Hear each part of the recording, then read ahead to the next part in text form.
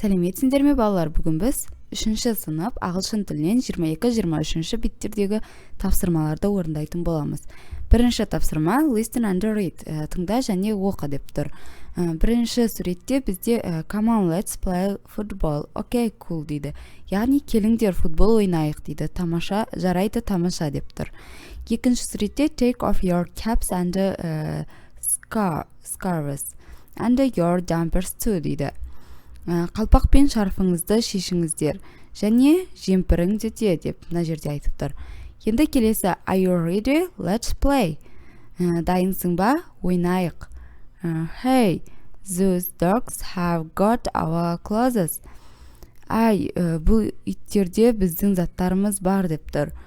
Келесі суретте got you. Give me that scarf.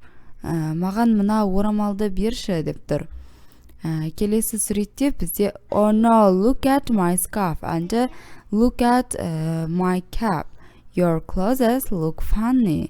Жоқ, менің орамалыма қара, ал менің қалпағыма қара деп тұр. Сіздің заттарыңыз өте күлкілі көрінеді дейді. Енді келесі тапсырма read the story and choose the clothes. Жаңағы мәтінді оқы және сол жердегі clothes дегеніміз киімдерді таңда деп тұр. Бұл жерде caps, jeans, gloves, boots, scarves, jumpers берілген. Яғни caps дегеніміз кепка, джинсы, перчатки, ботинки және шарфы, және jumpers дегеніміз свитер, жемпір. Яғни бізде бұл жерде кепка, бас киім берілген және jumpers көрсетілген бұл мәтінде. Енді келесі тапсырма read the story again, put the sentences in order. Енді біз осы мәтінді қайтадан оқып шық деп тұр. Сол жердегі сөйлемдерді рет-ретімен орналастырып жаз деп тұр. Астында they want to play football with some boys. Яғни бұл жерде бізде олар бірнеше ұлдармен футбол ойнағысы келеді деп тұр.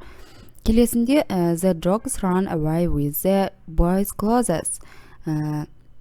Бұл жерде иттер ұлдардың заттарын алып қашып кетті деп жазылған. Келесінде Liam and Jake are at the park. Liam мен Jake саябақта. The boys take off their caps, scarves and jumpers. Яғни бұл жерде бізде ұлдар қалпақтарын, орамалдарын, жемпірлерін шешті деп тұр. Яғни рет-ретімен орналастыратын болсақ, бірінші бізде B тұрады, яғни C тұрады, мына жерде бізде C. Liam мен Jake саябақта болады. Келесі А нұсқасы тұрады, олар бірнеше ұлдармен футбол ойнағысы келеді.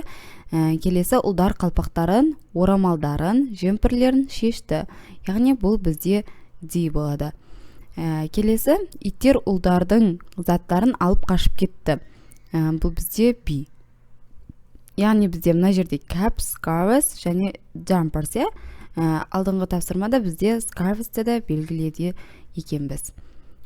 Енді келесі тапсырма listen and read, make a new dialogue with your friend. Мына жерде бізде тыңдаңдар және оқыңдар деп тұр.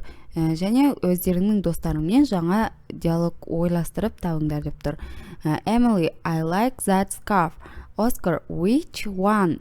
Маған бұл орамал ұнайды дейді. Оскар айтады, қайсысы?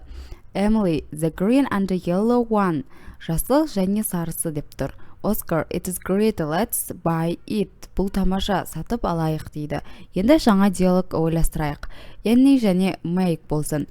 Annie, do you like jeans? Сізге джинсы ұнайды ма дейді. Mike, no, I prefer trousers. Жоқ, мен шалбарды жақсы көремін. Annie, I like trousers. Мына жерде trousers. Яғни у әрпі қалып кеткен, trousers. True, especially black ones. Маған да шалбар ұнайды, әсіресе қара түсті. Mike, let's buy some new. Жаңа бірдеңе сатып алайық деп тұр. Осылай диалогты өздеріңіз құрастырып, ойластырып шықсаңыздар болады. Енді келесі тапсырма sound sport. Listen, point and repeat. Енді біз тыңдаймыз және қайталаңдар деп тұр. Бірінші бізді cherry, chase, dish, fish. Яғни мына жерде бізде ч әрпі cherry, chase болып оқылады. Келесі ш әрпі dish, fish деп айтылады. Келесі complete the listen and repeat әріптерді жазып шық деп тұр. Кейін тыңда және repeat дегеніміз қайтала дейді. The cherry is chasing the fish, dish and the fish болады. Шие ыдыспен балықты қуып келеді дейді. Суретте осылай көрсетілген. Яғни осы сөйлемнің мағынасы шие ыдыспен балықты қуып келеді екен. Сонымен бүгінгі біздің сабағымыз бітті. Сау болыңыздар. Менің каналыма тіркеліп, қоңырауша белгісін басуды ұмытпаңыздар.